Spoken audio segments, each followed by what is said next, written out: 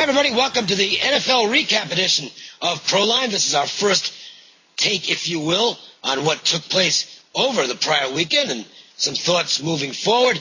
It's also Election Day around the United States. And an interesting development this morning, picked this up on the Huffington Post, actually, where Paddy Power, one of the big British bookmaking outfits, decided to declare Obama the winner and started paying out wagers on Obama.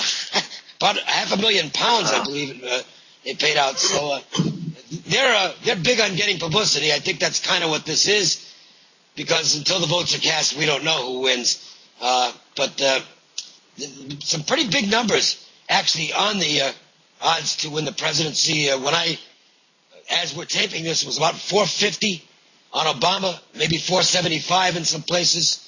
So the odds makers don't think this is as close as the talking heads on TV. We'll have to see how it plays out, guys. The odds makers usually have a pretty good idea. Well, Dave, there wouldn't be any interest at all in this election, and people wouldn't have any interest in voting if the media let it be known that it was a blowout. It's almost like, okay, Oklahoma's playing, Biloxi State this weekend, and they're a 75-point favorite.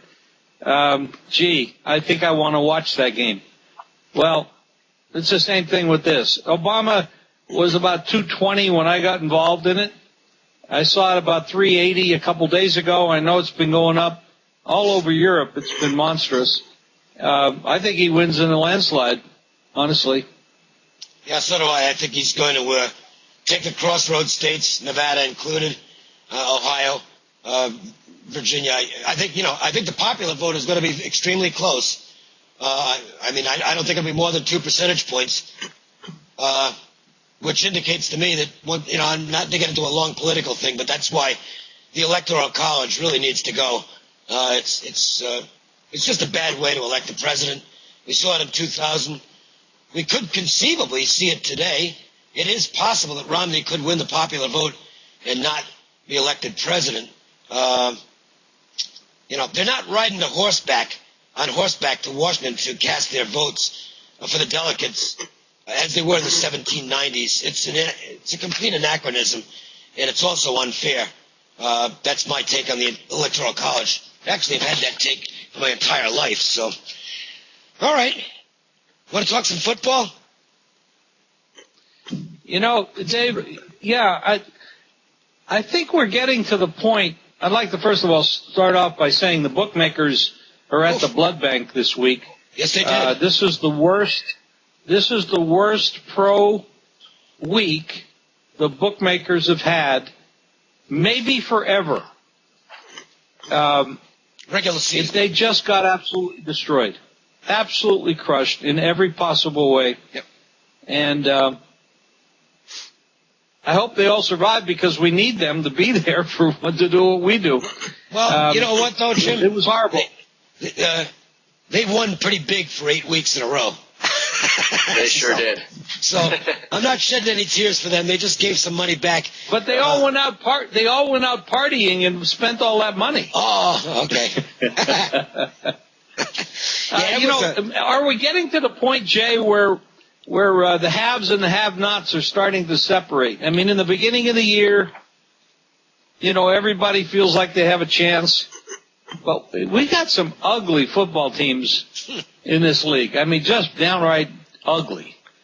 And that's what happened Sunday, Jim.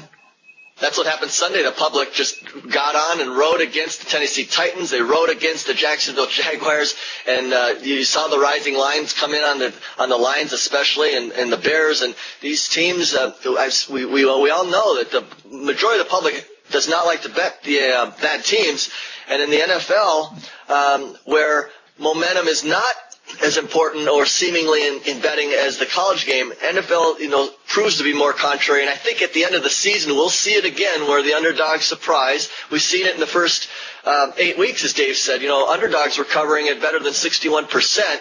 So one bad week isn't going to do in the books, but it was a massacre because game after game they just kept coming in. And even the Sunday night game, or even the Sunday night game with the Cowboys and the Falcons, that game they said was pretty well split for action on the game, and yet still the favorite ends up getting the money late. So there's no doubt, Jim, I don't think it's too much different than past seasons. We see the haves and the have-nots kind of separate themselves. I still don't think the AFC has a dominant team that we're going to see, and yet the line may reflect that we're going to, especially after this week, I think we'll see, the public that just roasted the books this past weekend, they're going to ride those favorites again this week, I'm sure.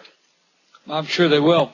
Jay, you always talk a lot about running the football and statistical edges and things like that. I'm looking at the stats from the Cowboys and the Falcons, and that game came right down to it at the end.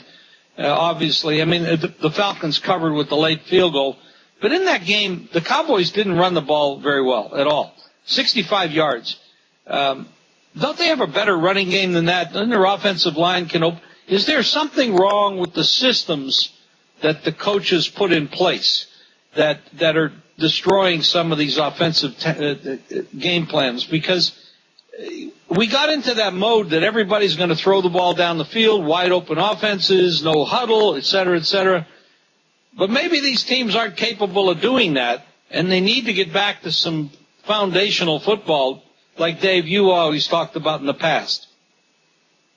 And still going into that game, Jim, Dallas had a top 7 offense and defense from a statistical profile. You're right, they don't run the ball. They run it less than 23 times a game, which is not good in terms of how I handicap and look at it. And ultimately, in terms of their success, I think the win. You're seeing at the end of the half, Atlanta makes that key conversion, and they position themselves to get that field goal to tie the game at 6. And those kind of plays, ultimately, that's the kind of play that cost us that had Dallas in the points, but it's those kind of plays that cost games, because as the game went later and then Atlanta played much better in the second half and took control, it starts to take field goals out of the potential picture if you extend the lead, say, up to 9 or 10, and you're forced to maybe go for a touchdown late. So those little plays are costing Dallas. They continue to not perform. Obviously, DeMarco Murray's been out the last 2 weeks. That hasn't helped.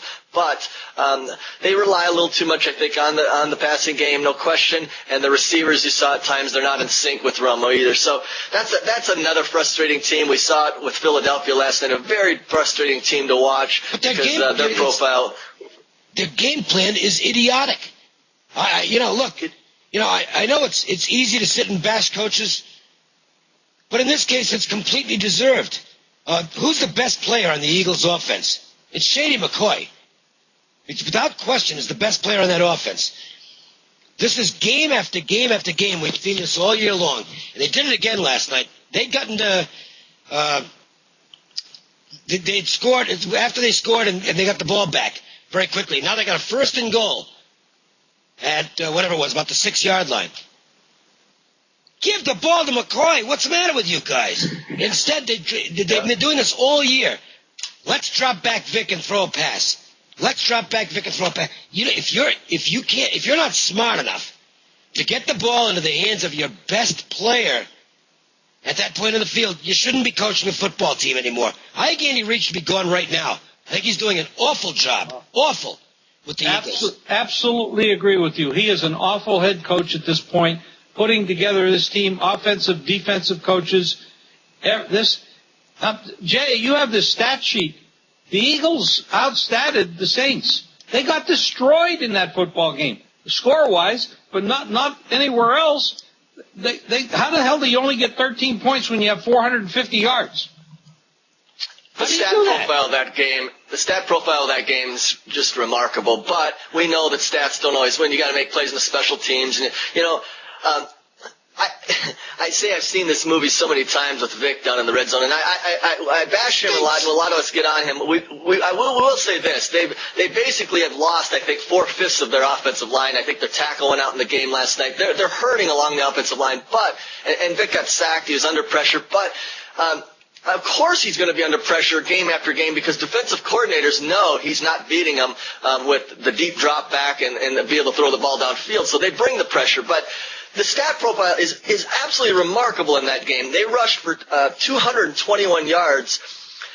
they not only don't win the game, the Saints had 140 rushing, to give you an idea, but I keep stat profiles. When a team runs for 175 yards or more in a game, they're 18-6 against the spread this year. So think about they then run for 220 and they can't win. And then when you add in that if a team runs the ball 30 times a game, it's better. You cover just that's the most important thing. If you keep pounding it and wear down the defense, I keep these numbers, and you'll cover better than 84% of the time. They ran it 29 times. So how did they lose? You look at the turnovers. Well, those were even, 2 apiece. But Vic threw the key pick 6 down there deep to change it from possibly 7-0 Eagles early to 7-0 Saints. They were inside the 10-yard line with 1st and goal 4 times last night, and they did not score a touchdown. And again, that's it was the play that's calling. inefficiency beyond belief. It's the play calling. Here's it. I don't. This isn't rocket science at times. If you're moving the ball up and down the field, running it, why do you suddenly stop running it when you get down in the scoring zone? It doesn't make any sense. It's dumb. Yeah, and that is not Vic. Vic is not calling these plays. Whoever's calling the plays for a lot of these teams, Dallas included, there's another team that does the same thing. Everybody blames Romo. Everybody blames Vic. I think it's those guys on the sidelines that are more to blame than the quarterbacks. Now, I'm not a Michael Vick fan. I do not like his style of play. I think he's too small. I think he's 10 years past his prime. Before he went to prison, he was a much better athlete. He was faster. He was younger. He hadn't been hurt as much. But this isn't about Michael Vick. But I think these coaches, these offensive and defensive coordinators that are ruining the game. They talked to Eli Manning about why he's so good when they're behind and it's the end of the game. And he says, I love it there because at the end of the game and we're under pressure and I have to score, I'm calling all the plays. Yep. I'm not having to listen to somebody tell me what to do. You go back years and years ago to the Johnny Unitas's and the Joe Namaths. Those guys called their own plays. Even Terry Bradshaw. Sure Brady does. Not every quarterback has the ability to do that, but the ones that do have that ability should be doing it because those guys on the sidelines are not always that sharp. Part of the reason that a lot of quarterbacks can't do that is that, again, this ties into to the philosophy that's out there now in football is for the coaches. Coaches, quite frankly, have taken over the game at every level. We're not talking the NFL and college exclusively. You can go down to the lower levels. You don't have quarterbacks being trained to call their own plays because the coaches want to control everything. And consequently, you've got quarterbacks who, quite frankly, are more skilled physically than they've ever been, but probably aren't as good at quarterbacks in terms of running the game as they were back in the 70s. It's funny. Everybody talks about, Terry Bradshaw. Boy, what a dummy. Terry Bradshaw called all his own plays. So he wasn't such a dummy, was he? He was a pretty good quarterback. Everything's over-specialized.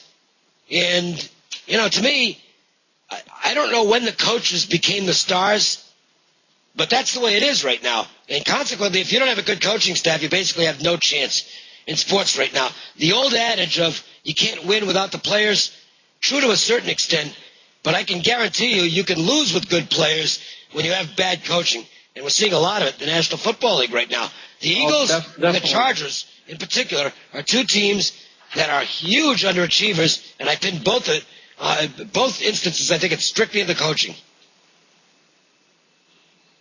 Well, both of those quarterbacks, the Eagles and the Chargers, are turnover machines. So some of it I have to lay back on these quarterbacks because they are throwing the ball, and they're supposed to be in tune. Okay, let's go to another level of football. You got Brady and Peyton Manning. They have offensive coordinators as well, and they have their game plans put together, and they know what they want to accomplish. But they don't turn the ball over like these guys are doing. So even whether they're calling their own plays or not, Phillip Rivers and Michael Vick are bound to throw the ball to the other team as much as they do to their own team. I mean, they have to work, they have to be responsible too. So some of the blame goes there. There's a lot of messed up stuff going on. I brought up those two, though, because I think part of the responsibility there falls on the fact that other teams are not worried as much as they should be about those teams running in critical situations. They, therefore, feel free to put more pressure on the quarterbacks and hope that they turn the quarterback into a mistake machine. And it works because those two teams in particular are too dumb to run the ball. Play calling. How do we use this information, the feelings that we have about these teams going forward? We know the bookmakers are going to have to make adjustments. They can't continue to get killed. So I would suspect that your better teams are now going to be laying bigger prices. If I'm a bookmaker, I'm not going to let you lay 2 with a team that maybe should be laying 4, even though you got to cross that critical number, because they're getting destroyed. If you go down those games last week, how many games came down to the end where the dog had a chance to cover, but the favorite actually did cover? I mean, it happened with the Broncos and Bengals. It happened with the Browns and Ravens. Yep. I mean, continually down the line, the Bills could have covered. Arizona could have covered.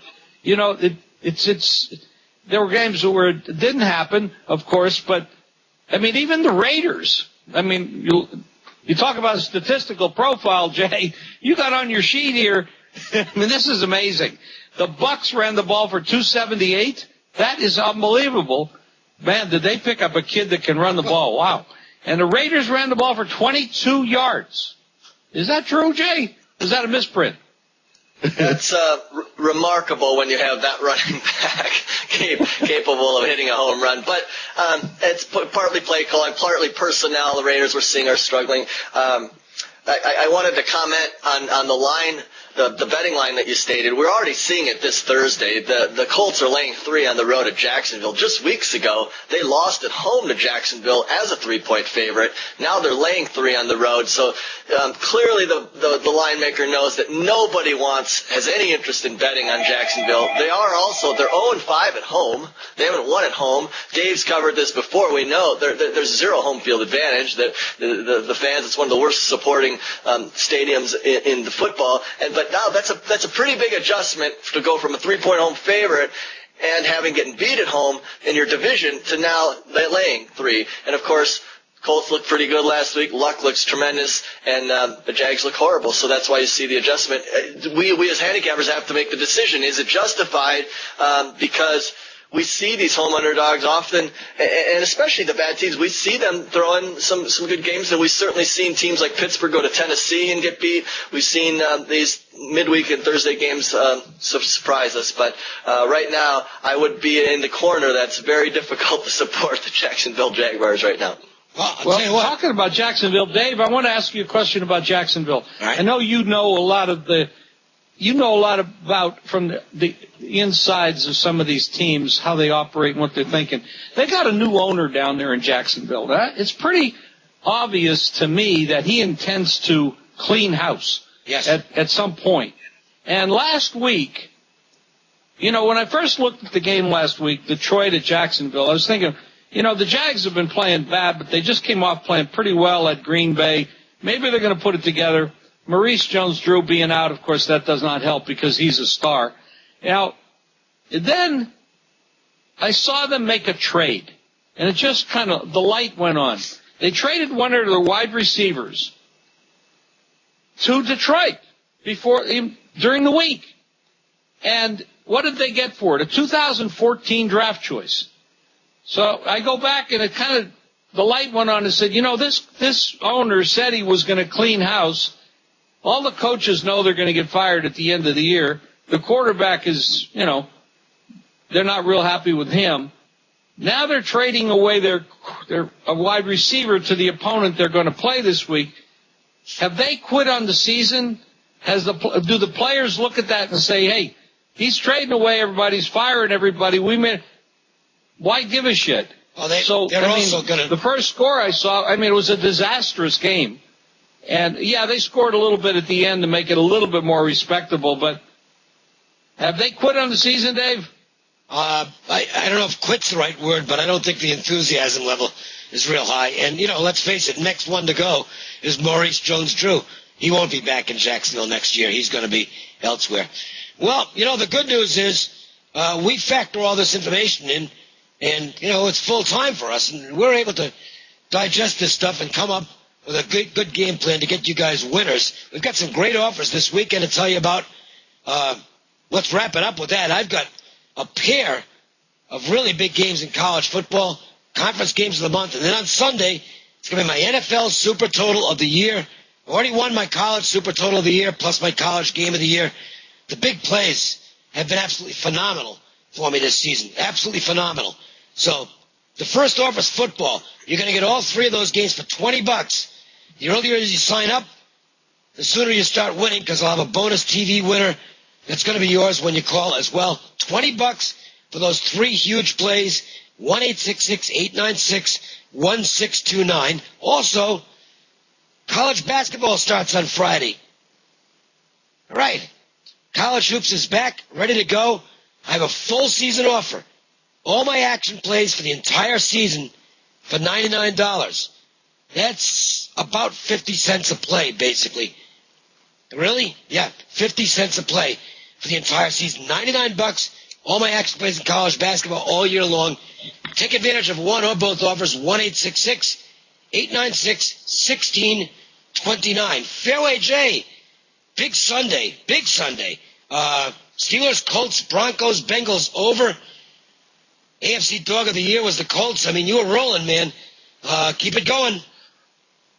Thanks, Dave. It was a great Sunday. Hit the top plays, as you mentioned. The Colts come in as an underdog game of the year winner for us, and we're stepping in this week with our college underdog game of the year.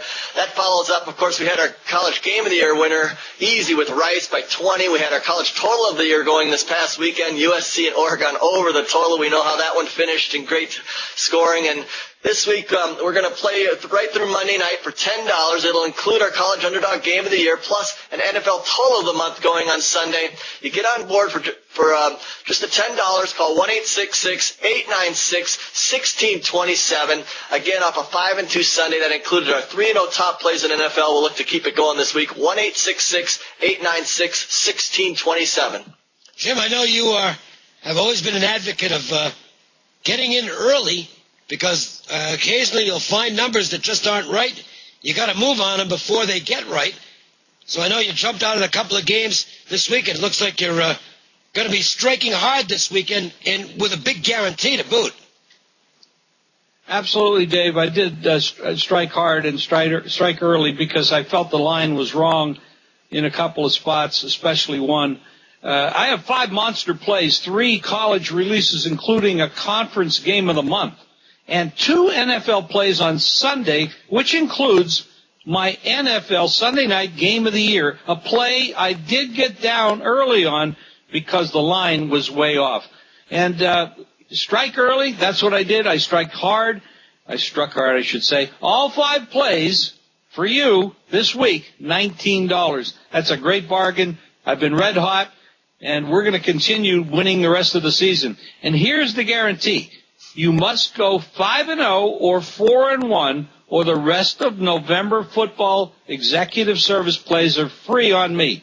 The number to call is 1-866-841-1655. Dave? Well, 2 more editions of Proline still to come this week.